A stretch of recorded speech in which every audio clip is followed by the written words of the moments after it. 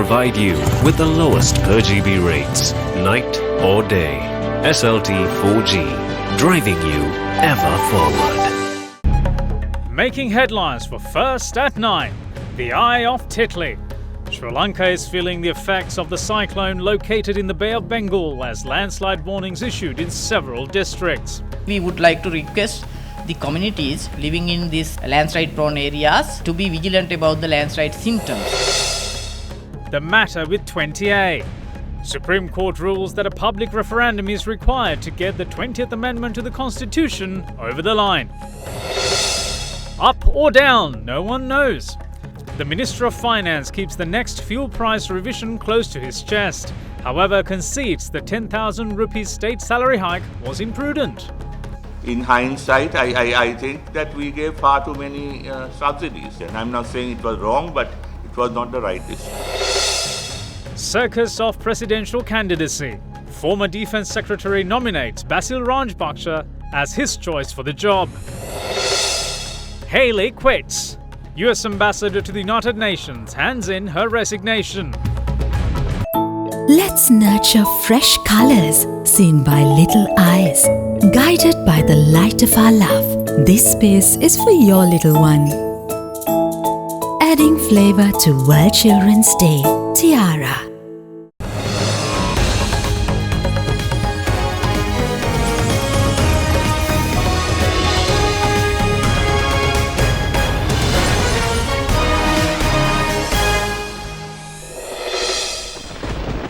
Good evening and welcome to First at 9. I'm Dhammik Ekanaika. Now let's start with your local stories. Over the past week, Sri Lanka had to endure severe weather patterns due to indirect effects of the cyclonic storm Luban, which formed in the Arabian Sea. Although Cyclone Luban has moved away from Sri Lanka's vicinity, we are now experiencing severe weather patterns due to the formation of Cyclone Titli, developed by the intensification of low pressure zone in the Bay of Bengal. The Disaster Management Centre meanwhile confirms that 9 lives have been lost owing to inclement weather that wreaked havoc across Sri Lanka's 13 districts.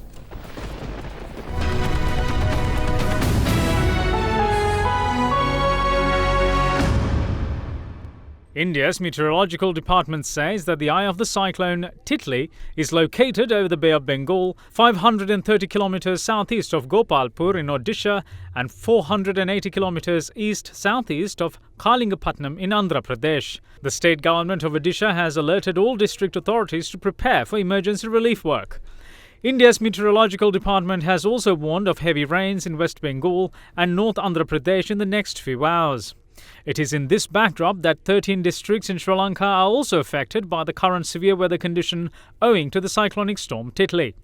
The depression in the Bay of Bengal is now intensifying into cyclone storm Titli. Due to effect of this system, showers or thunder showers can be expected at times in the western, northwestern, central and Sabaragaon provinces and in the Gol and Matra district today night and tomorrow morning. Heavy falls, about 100 millimeter, can be expected at some places from Puttalam to Pothuil via Gol and Hampantura. These areas can be fairly rough at times. Wind can be increased up to 50 kilometers per hour effect of the cyclonic system. The Disaster Management Centre advises residents in low-lying areas of the rivers Kalani, Kalu, Ging and Attanagaluoya to be vigilant as heavy falls have increased water levels of these rivers.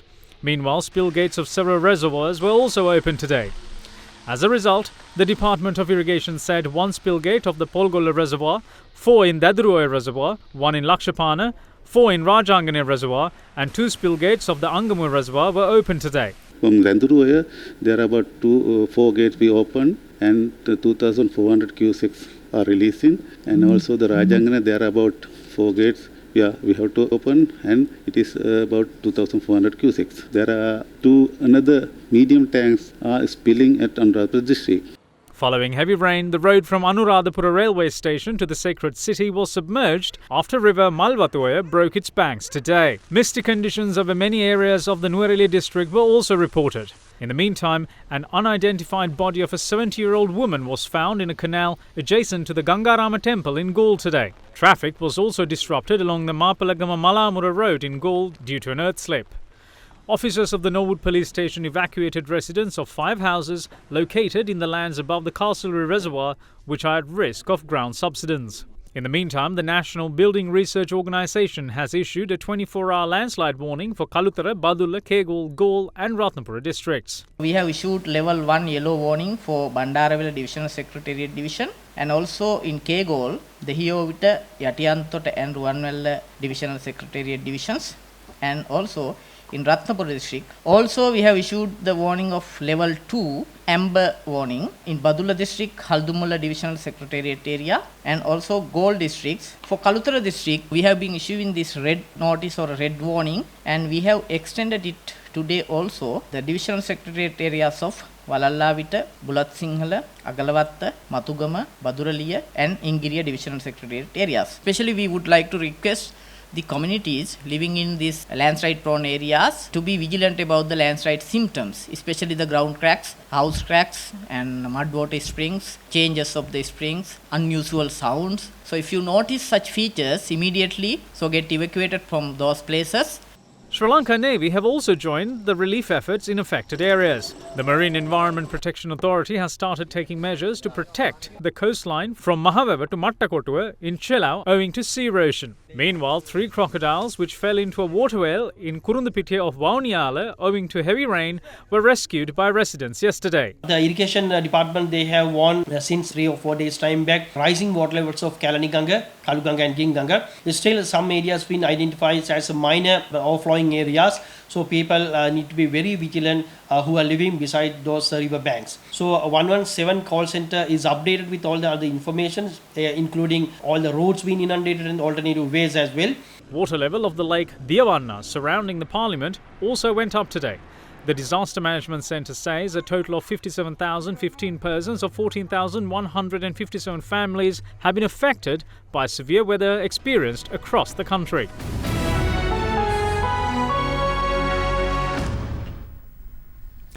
President of Seychelles, Denis Faure, has expressed his commitment to take long-standing ties between his country and Sri Lanka to new heights for the prosperity and development of both nations.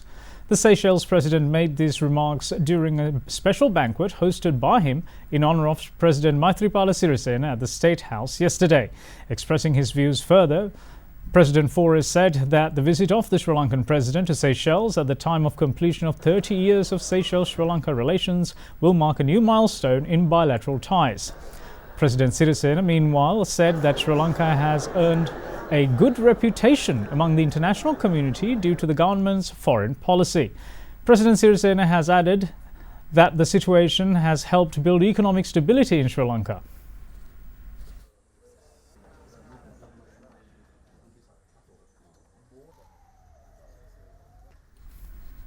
Now moving on to other local stories, former Defence Secretary Gotabaya Rajapaksa insists that former President Mahinda Rajapaksa is yet to settle on a presidential candidate for the looming election.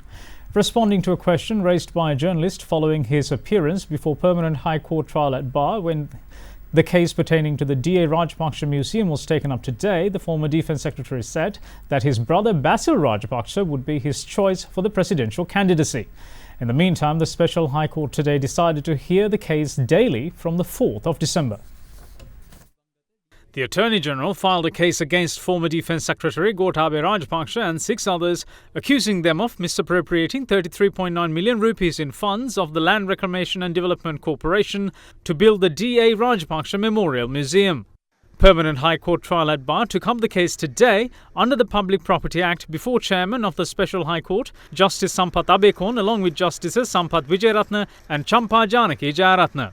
The first defendant of the case is former Defence Secretary Gotabaya Rajapaksa, and President's Counsel Ramesh De Silva, representing him, informed court that he expects to file preliminary objections regarding judicial powers. The court determined that the case be revisited on the 19th to ensure that all documentation required by the defence are provided.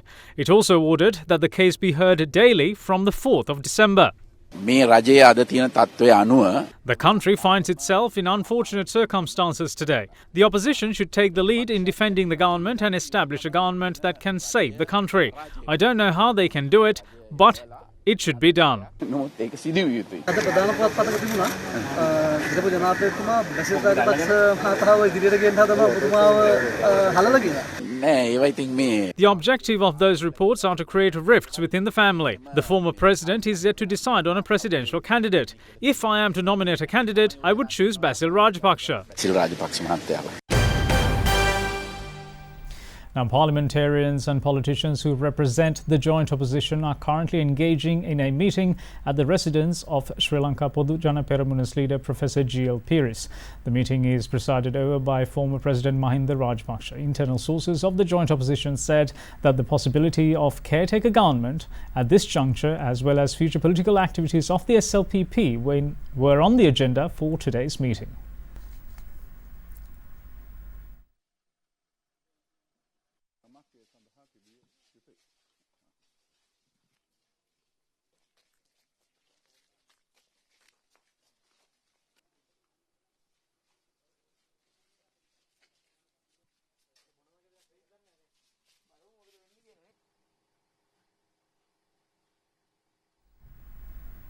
Moving on to other local stories, Transparency International in Sri Lanka today lodged 3 complaints at the Commission to investigate allegations of bribery and corruption.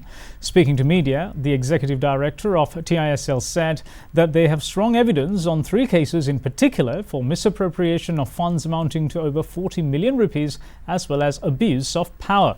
The TISL added that they are currently working on 70 similar cases.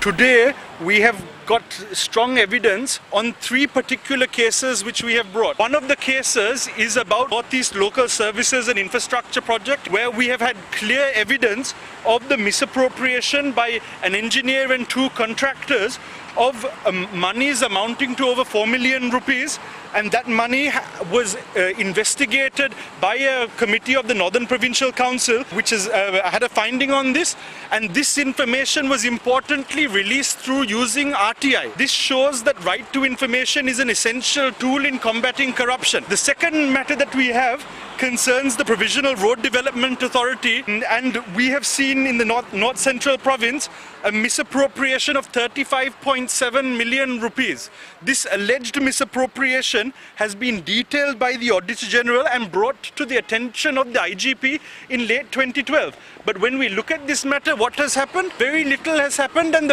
one of the people who was removed from office has now been reappointed into office. Third instance, in the Northwestern Province, the former Chief Minister, at the time they were Chief Minister, writing and asking for 4 different schools to admit children into their schools based on their letter.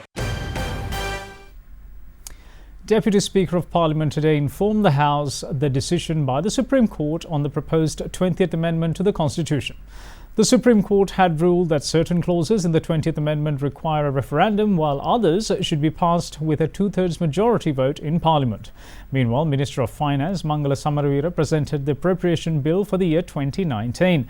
As for the 2019 appropriation bill, total state expenditure is expected at 4.4 trillion rupees, while the budget deficit is calculated at 644 billion rupees. The government will allocate 2.05 trillion rupees for debt servicing in 2019, a sum considered to be the largest for the purpose in the country's history. The government also expects to borrow foreign and national debt of 1,944 billion rupees to overcome challenges of budget deficit and debt servicing. The second reading of the appropriation bill or the budget speech will take place on the 5th of November.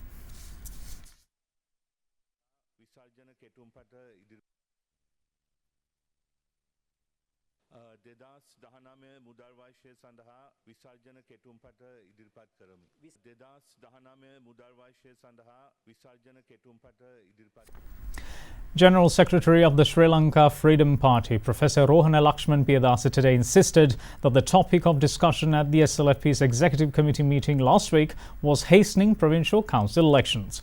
There have been rumours of the prospect of a caretaker government being discussed. Several other parties also weighed in on the prospect today.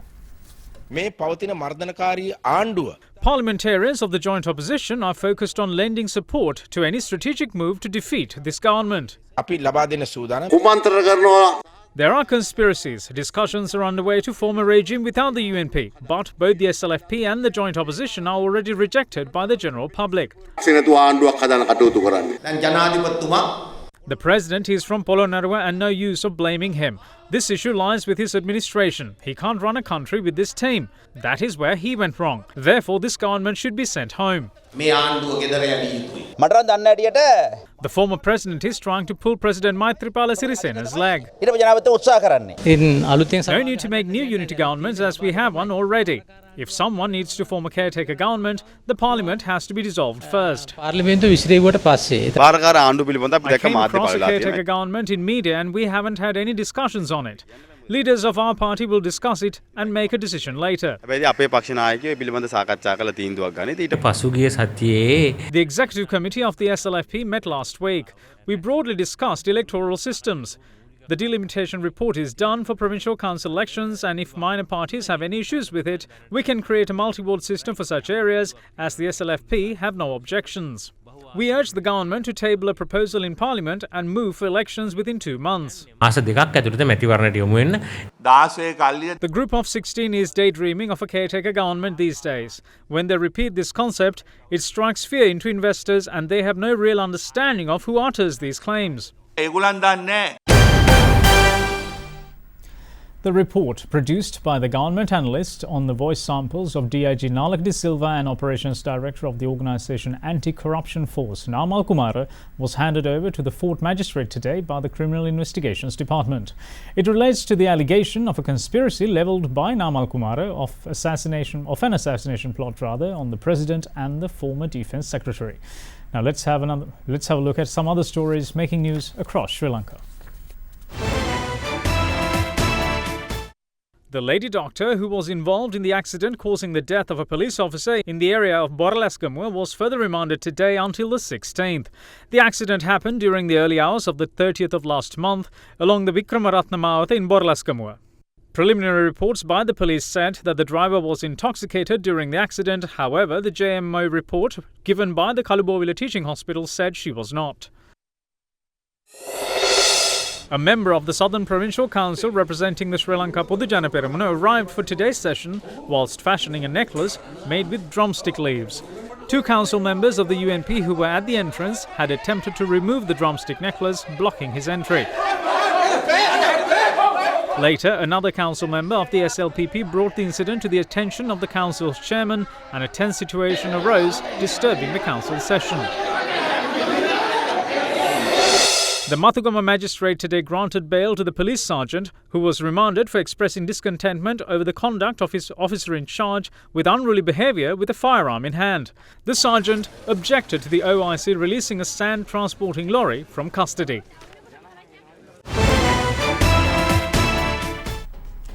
We've got business news coming up on the other side of this break. Stay tuned. You are watching Sri Lanka's award-winning news channel, Derana 24/7.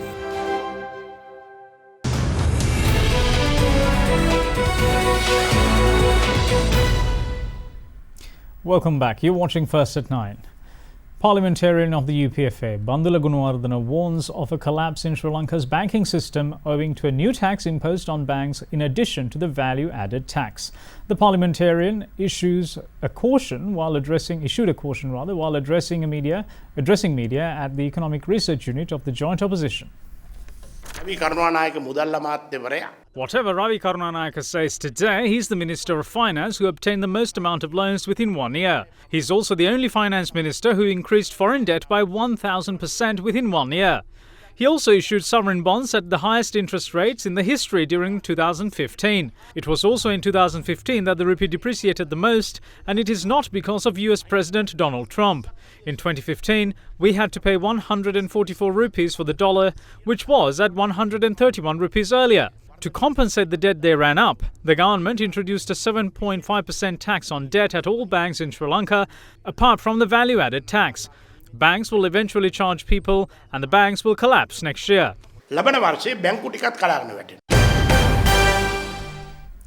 Minister of Finance Mangala Samarira says revised fuel prices under the fuel pricing formula are expected tomorrow, although he is clueless on how the formula works. With the introduction of the pricing formula, Sri Lanka's fuel prices are revised on the 10th of each month. World oil prices rose today on growing evidence of falling crude exports from Iran before the imposition of new US sanctions. In the face of US tariff placed on China, Sri Lankan rupee depreciated 10.2% from January up to date. In India, prices are revised daily according to the formula, but we don't have that technology. The advantage in daily price revisions is that changes are not heavily felt by the people. People of this country criticize this formula because they have not felt the benefits of it yet. We will definitely pass down benefits when world prices come down. According to forecasts, international prices are expected to decrease in February. I don't know that yet. Those who work on the formula will let us know tomorrow.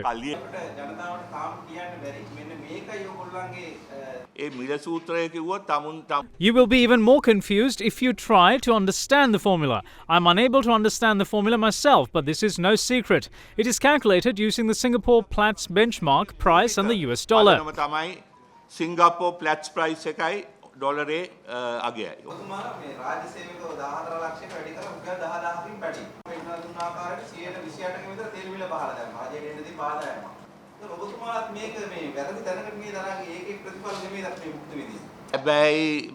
I would like to say that if I were the Minister of Finance, then I wouldn't have given so much concessions.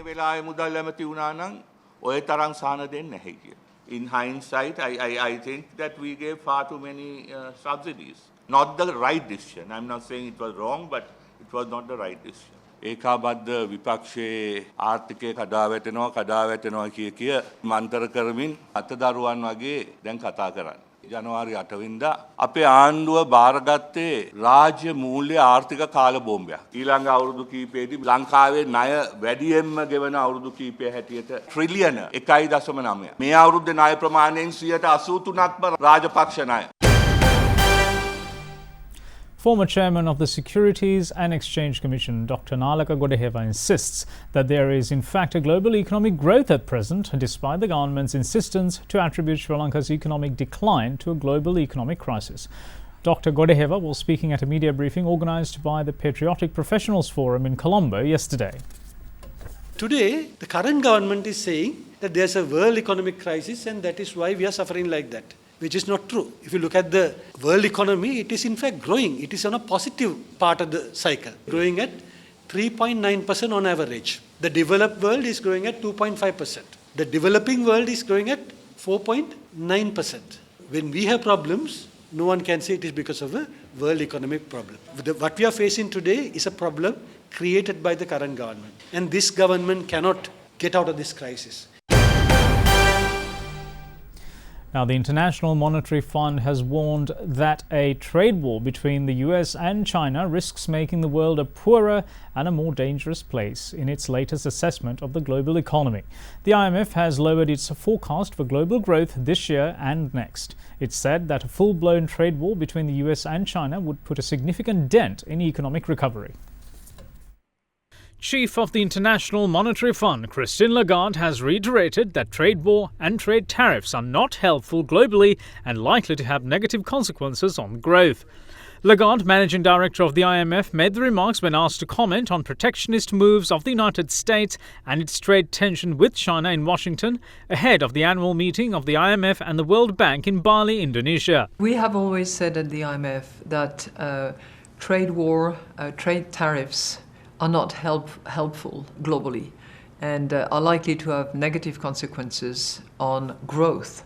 So we maintain that view, and we very much hope that reason will prevail and that all players will come to the table and will agree to improve the rules by which trade happens.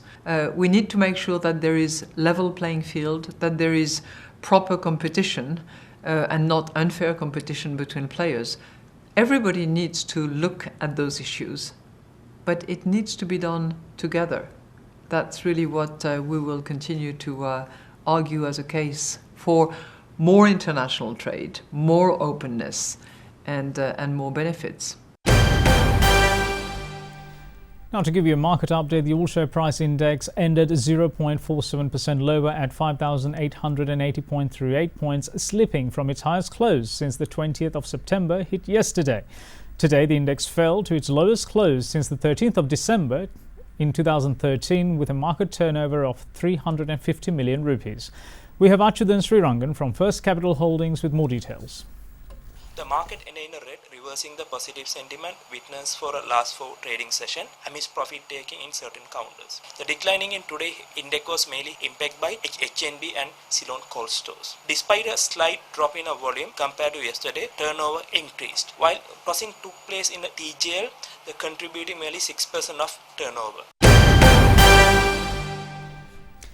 Now, the Sri Lankan rupee slumped to a fresh low today as the broadly stronger dollar and selling government securities pressured the local currency further. The currency hit 172 rupees and 34 cents per dollar, its fifth straight session of record lows. The rupee has weakened 1% against the US dollar so far this month, extending its 4.7% loss in September. The local currency has declined 11.3% so far this year. Now let's take a look at how the currency traded against other world global currencies.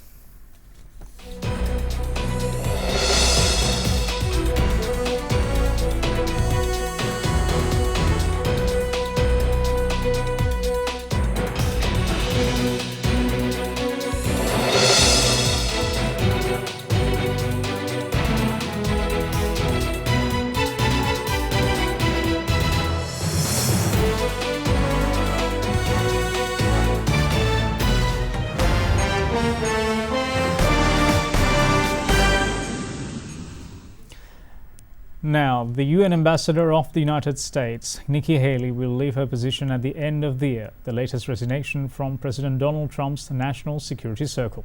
Trump and Haley announced her exit plan this morning, just under a month before the critical midterm elections on the 6th of November. Haley has represented the Trump administration at the UN amid several international crises, including efforts to dismantle North Korea's nuclear program and ease conflict in Syria. She has also criticized Iran after Trump pulled out of the Iran nuclear accord reached during the Obama administration. Well, I want to say, first of all, I want to thank the President for just, allowing us to come out and talk to you this way. It has been an honor of a lifetime. I said I am such a lucky girl to have been able to lead the state that raised me and to serve a country I love so very much. Has really been a blessing, and I want to thank you for that. But I'm most excited. Look at the 2 years. Now, the investigative website Bellingcat has revealed the name of the second suspect in the Salisbury ex-spy poisoning case. The website says the man who travelled under the alias Alexander Petrov is in reality a military doctor working for Russian intelligence, the GRU, named Alexander Mishkin. Last month, Bellingcat named the first suspect as Anatoly Chepiga, a claim rejected by Russia. The second of the two Russians who Britain say was responsible for the poisoning of former Russian spy Sergei Skripal and his daughter Yulia was named by investigative website Bellingcat yesterday as a military doctor for Russia's GRU military intelligence. Bellingcat, which covers intelligence matters, named him as 39-year-old Alexander Yevgenyevich Mishkin, who was charged by Britain last month under the name of Alexander Petrov. British prosecutors charged Petrov and another man they named as Ruslan Boshirov with attempted murder for the Novichok nerve agent attack on the Skripals in the English city of Salisbury in March, but said they believe the suspect had used aliases to enter Britain. Bellingcat last month identified Boshirov as a colonel in the GRU whose real name was Anatoly Chepiga. London police said they would not comment on speculation about the real identities of the two men facing charges in response to a query about the latest Bellingcat report, and repeated they believed the men had used aliases. You are watching Sri Lanka's premier news channel, Other Derana 24/7. Manusha Jayathilaka is at the Other Derana Weather Centre with an update for you.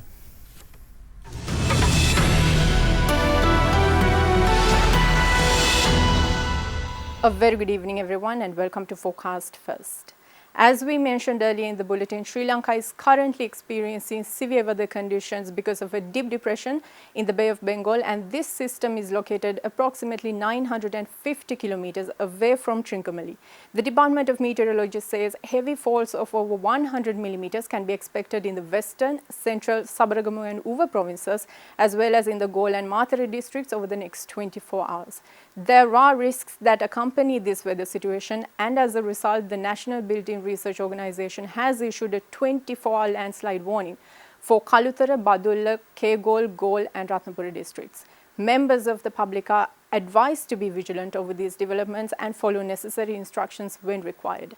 There will also be some fairly strong winds of up to 50 km per hour, particularly in the western, southern, central and Sabaragama provinces. Meanwhile, the cyclonic storm Luban, formed in the Arabian Sea, is currently hovering over Oman and Yemen, and it's bringing heavy deluge to these areas, especially along the coastline. That's all that we have from the Weather Centre tonight. Let's now take a look at your city-by-city forecast.